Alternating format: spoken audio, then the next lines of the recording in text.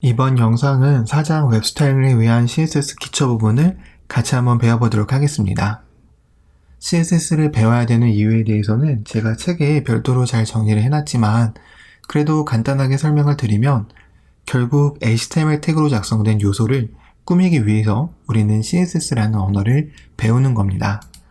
이러한 CSS는 굉장히 간단한 문법 형태로 이루어져 있는데요.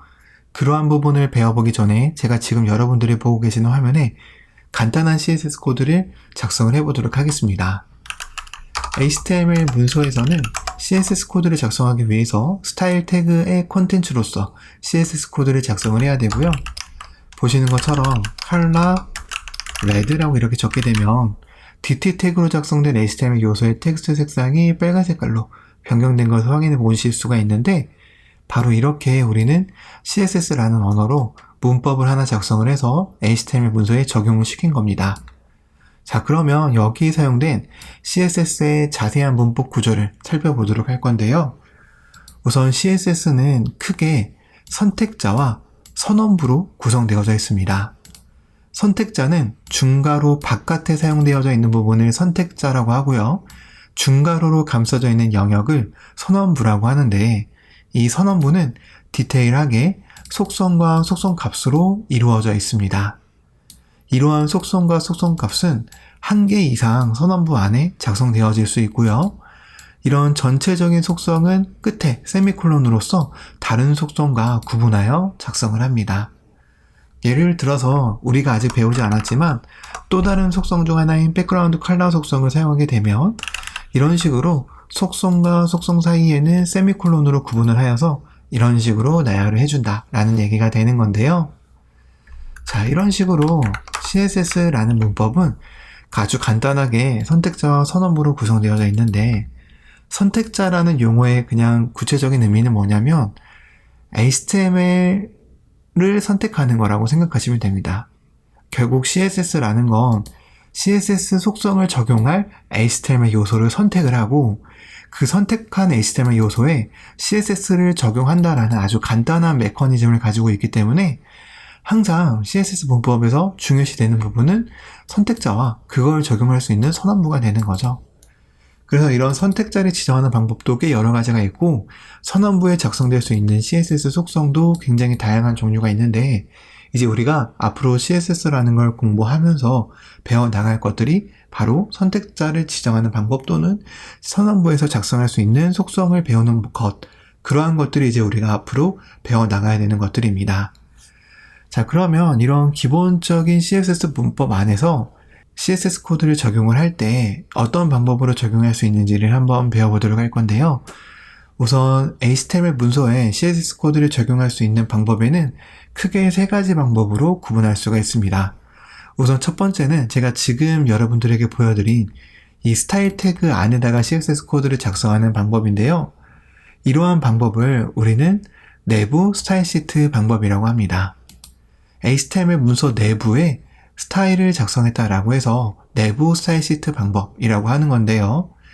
내부 스타일 시트 방법은 다시 한번 정리하자면 HTML의 스타일 태그의 컨텐츠 부분에다가 CSS 코드를 작성하는 방법을 말합니다.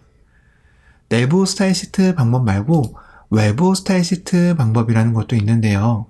자, 이렇게 CSS라는 확장자를 가지고 있는 별도의 파일을 만들어 주도록 하겠습니다. 이때 확장자명 CSS를 제외하고 그 앞에 있는 스타일과 같은 파일 이름은 마음대로 지어주셔도 되는데요. 이렇게 CSS로 끝나는 확장자에다가 이제 이렇게 CSS 코드를 마찬가지로 적용을 해보도록 하겠습니다. 코드를 저장해보면 DD 태그로 작성된 텍스트의 색상이 변경되지 않는 것을 확인해 보실 수가 있는데요. 우리가 별도의 CSS라는 확장자를 가지고 있는 파일을 만들었지만 이 파일이 HTML 문서와 연결되지 않았기 때문에 아직 적용되진 않은 상태입니다. 자, 그래서 한번 적용을 해보도록 할 텐데요. 외부에 만들어져 있는 CSS 파일을 연결할 때는 링크라는 태그를 사용하고 RE라는 속성인 값에 스타일 시트라고 적용해 준 다음에 href 속성인 값에 내가 연결할 CSS 파일의 경로를 적어주시면 됩니다. 이때 경로라는 건 항상 HTML 파일의 위치가 기준이 되므로 현재 HTML 문서와 CSS 파일은 같은 경로에 있으니까 style.css 또는 style.css 이렇게 적어주시면 되는데요. 이렇게 링크 태그로 외부에 있는 CSS 파일을 연결해 주게 되면 이런 식으로 외부의 스타일 시트가 HTML 문서에 적용이 되고, 이와 같이 CSS 코드가 외부의 별도의 확장자를 가지고 있는 이 CSS 파일에 작성되는 이러한 방법을 우리는 외부 스타일 시트 방법이다 라고 하는 겁니다. 자, 그러면 이번에는 인라인 스타일 방법을 대해서 배워보도록 할 텐데요.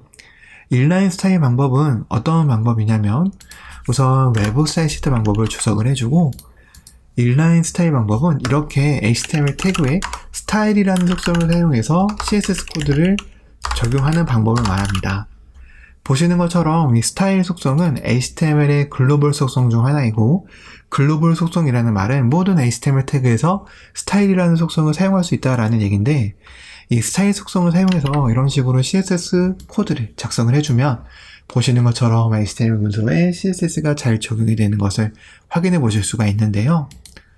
이처럼 우리가 여기까지 알아본 세 가지 방법, 내부 스타일 시트 방법, 외부 스타일 시트 방법, 인라인 스타일 방법, 이러한 세 가지 방법이 대표적으로 HTML에서 CSS 코드를 적용하는 방법이다 라고 알고 계시면 됩니다. 그러면 이러한 방법들 중에서 우리는 어떤 방법으로 주로 선택을 하여서 CSS 코드를 적용을 해야 될까요? 가장 추천드리는 방법은 외부 스타일 시트 방법입니다. 여러분들이 앞으로 회사에 취업을 하시더라도 또는 개인적으로 포트폴리오를 만들다고 가정을 하더라도 여러분들이 주로 사용해야 되는 방법은 외부 스타일 시트 방법이에요. 외부 스타일 시트 방법은 여러 가지 이점이 많은데 가장 큰 이점 중에 하나가 유지 보수가 편하다는 점입니다. 이렇게 HTML 문서에 종속되어진 내부 스타일 시트 방법이나 인라인 스타일 방법으로 CSS 코드를 작성을 하게 되면 내가 만약 HTML 문서를 100개 만들었다고 한다면 모든 내용을 수정할 때 어떻게 보면 100개라는 HTML 문서를 일일이 다 수정을 해야 될 수도 있는데, 이 CSS가 작성된 부분은 이렇게 별도의 외부 CSS 파일 하나라고 한다면 내가 아무리 100개의 HTML 문서를 만들었다고 하더라도 결국 이 스타일 파일 하나만 수정을 하게 되면 모든 HTML 문서에 동등하게 수정이 되기 때문에 이런 식으로 우리는 실무에서 외부 스타일 시트 방법을 가장 많이 사용을 해야 되고요. 그것과 별개로 이렇게 외부 스타일 시트 방법을 사용하게 되면 이제 우리가 웹페이지가 HTML 문서를 불렀을 때 이런 식으로 네트워크 탭을 보면 이런 식으로 모든 HTML 파일과 이제 CSS 파일 같은 것들을 다 불러오게 됩니다. 다시 한번 새로 고침을 해보면 이렇게 외부에 있는 스타일.점 파일을 불러오는 걸 확인해 보실 수가 있는데, 외부 스타일 시트 파일로 작성을 하게 되면 드물게 이 외부에 작성되어 있는 스타일 파일에 불러오는 이 부분을 브라우저 캐싱이라는 부분이 적용이 되어져서 불러오는 데의 시간을 절약할 수 있기 때문에 우리는 이러한 외부 스타일 시트 방법으로 주로 사용을 해야 된다라고 생각을 하시면 됩니다. 지금은 라이브 서버에서 실행을 하고 있는 거기 때문에 그러한 부분이 도드라지게 보이지 않지만 이런 식으로 캐시가 되어진다면 이 타임이 0ms로 보이고 사이즈도 0바이트로 잡혀서 캐시가 되는 그러한 이점을 나중에 확인하실 수가 있을 텐데요. 어쨌든 이런 브라우저 캐시를 제외하고서라도 유지 보수가 간편하다는 점에서 외부 스타일 시트 방법을 사용할 충분한 이유가 되니까요. 여러분들은 학습할 때 간단하게 CSS 코드를 작성하는 그러한 목적 외에는 반드시 외부 스타일 시트 방법으로 CSS 코드를 작성하도록 연습을 해야 됩니다. 자, 그리고 이런 CSS 문법에서 우리가 또 하나 사용할 수 있는 중요한 문법 중 하나가 뭐가 있냐면 주석이라는 게 있어요. 이 주석이라는 건 HTML 주석과 마찬가지인데 HTML에서도 주석은 HTML 실행에 전혀 영향을 미치지 않은 것처럼 CSS에서도 주석이라는 건 CSS 실행에 전혀 영향을 미치지 않습니다. 어떻게 작성을 하냐면 이런 식으로 슬러시 별표 그리고 별표 슬러시 사이에 주석을 남기시면 돼요. 이런 식으로 남긴 주석은 보시는 것처럼 웹페이지의 스타일을 적용하는 데 있어서 전혀 영향을 미치지 않는 걸 확인해 보실 수가 있고요.